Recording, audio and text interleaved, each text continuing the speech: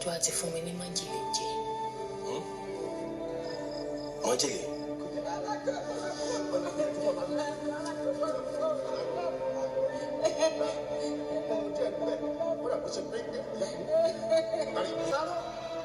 Ọmọ ọdún 6 ni mo ti wà ní oko ìwọ̀fà torí owó tí àwọn òbí mi yá.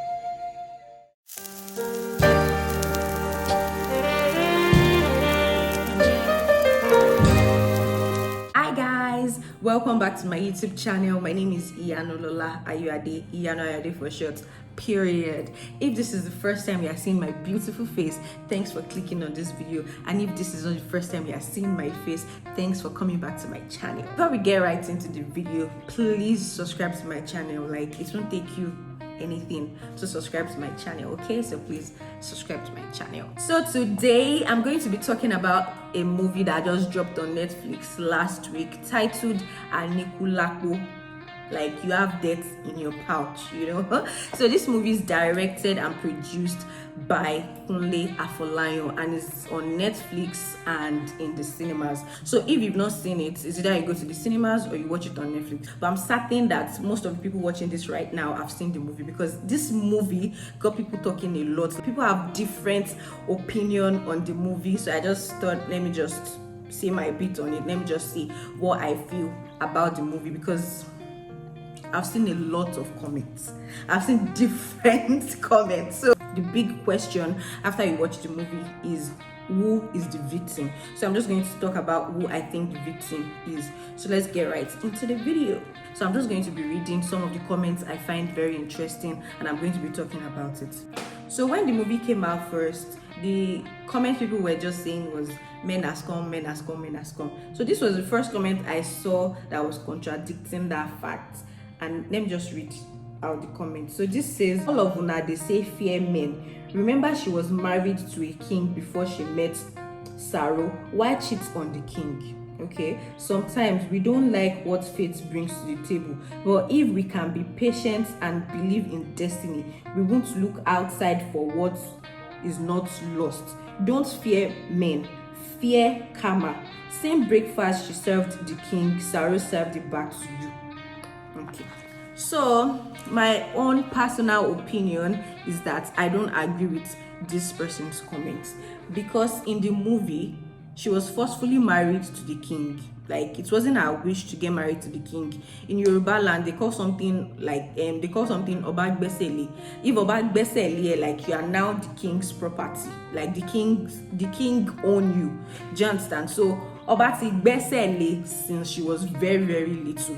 And there's a particular scene they showed when the king said, Obagbesele. Her father was like, Omode ni, you know, like she's younger. Now the father also wasn't in support of it, but because is the king. Anything he says is final. Do you understand? So that's why she didn't have a choice than to be with the king. I won't say she served the king breakfast. Fine, she did, but she did what she had to do to make herself happy, because she was obviously not happy in the palace. She was like in a bondage in the palace. Do you understand? Coupled with the fact that she couldn't give birth and her co-wives were, making her life miserable. At some point, they poisoned her. You can imagine. What if she had died? She doesn't have a child, she doesn't love her husband, her co-wives are making her life miserable. She was literally in a bondage. She didn't get that opportunity, to experience life as a young woman. People are saying that she should have left on another account. It shouldn't be because of a man. What if she ran away, like without Saro, and goes somewhere else? She's going to meet other people and get married and start a family. So will you still call her a slut then? Do you understand? I'm not saying she hasn't thought of leaving or running away. She must have thought of that, but she didn't have what would give her courage. Like, she didn't have the courage. There's no hope for her. Do you understand? So she met somebody that gave her hope, that gave her the strength that, okay, you can really do this. Like, Saro gave her hope that, okay, I can run away with this person. I can, like, this person is worth me escaping from this place. Do you understand? Fine, she shouldn't have done that, but she just had to do it for her mental health. Like, she wasn't happy. What if she had died? And what if her childlessness was from the herbs they were giving her in the palace? Her life would have been miserable in the palace. And you cannot just fake it. You cannot just fake loving somebody. She does not love the king. You should do what will make yourself happy. Another comment that is against Arolake is, this person said, my own view concerning this Anikulapo movie is actually different. In the first place, Arolake betrayed the king by sleeping with another man, a stranger for that matter.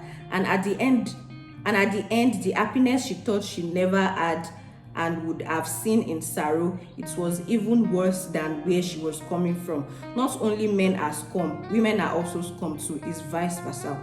Okay, fine. Women are also scum, accepted. Firstly, I'm going to pick out this point where this person said she ran away with a stranger.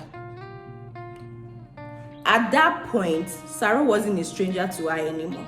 Do you understand? Because they didn't show us in the movie that, okay, 5 weeks later, 1 month later, 2 months later, when they ran does not mean she met him today and they ran away the next day.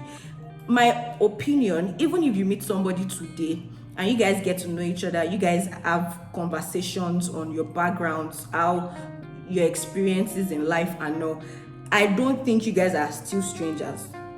Do you get my point? You can meet somebody today and you have deep conversations. It will be as if you've known that person for a very long time. Do you understand? And there was a scene Saro and Arolake had conversations on what they've experienced in life, what they are going through and everything. So it's more as if, okay, we both need each other at this point. Like, with everything we've gone through, us at this point is what we both need, She's hungry for love, he's hungry for love. Do you understand? So they found each other, they felt, okay, we need us. So another comment that is not in Arolake's favor is, this person said Arolake is a slut for throwing herself at Saro in the first place. Okay, about this comment, what I want you to realize is that Arolake is the king's wife. Like, she's a queen. So you don't expect Saro to go and meet her and say, oh my God, I love you. The first time I laid my eyes on you, I can't stop thinking about you. He would not do that. She knows he can never do that. So she did what needed to be done. She did what she had to do. Because when they met, they both noticed, okay, this person likes me.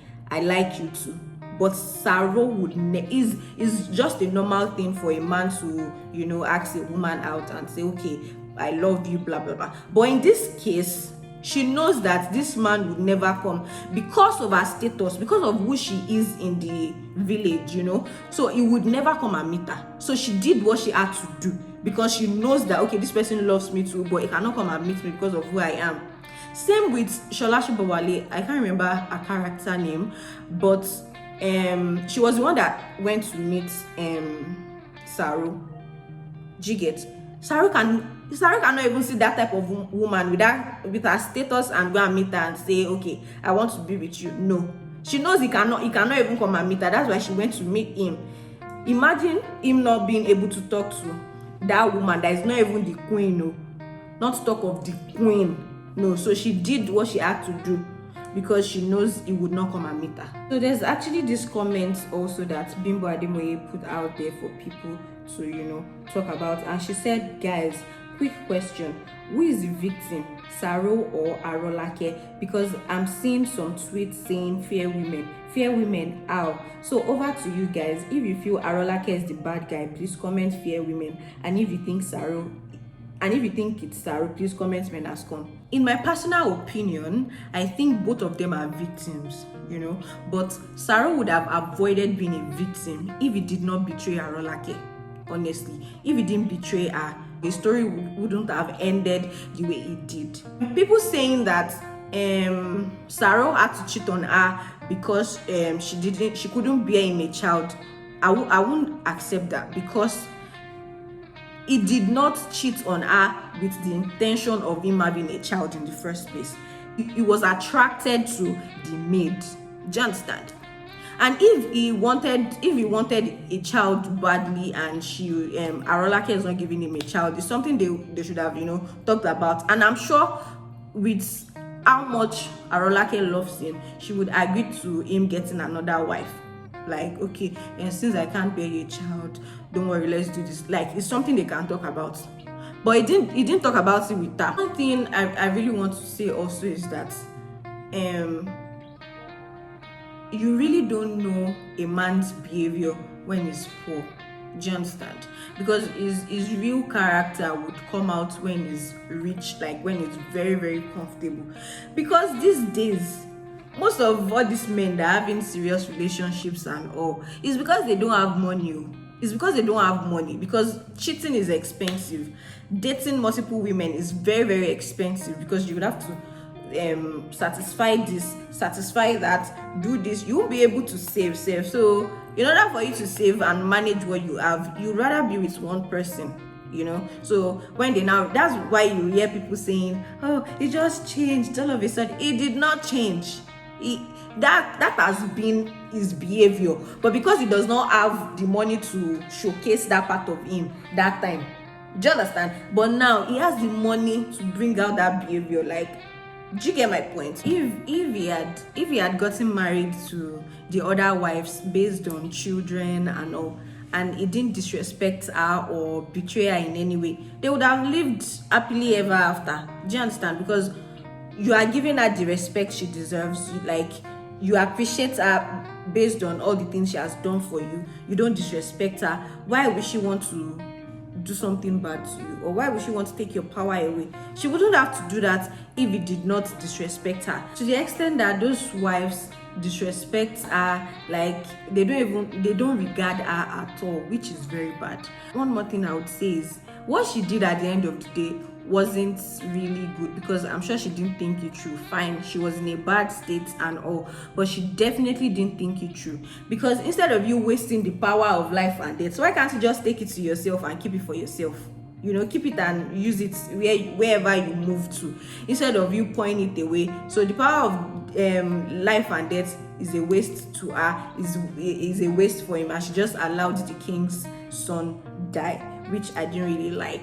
She should have just kept the power for herself, or rather kept it for herself since the beginning. But because of a good woman that she is, somebody that is in love and all, she gave it to the man. But she should have just kept it for herself and keep using it and just forget about the man.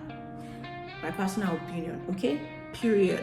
So this is the end of today's video. Thanks for watching to the end. I really appreciate it.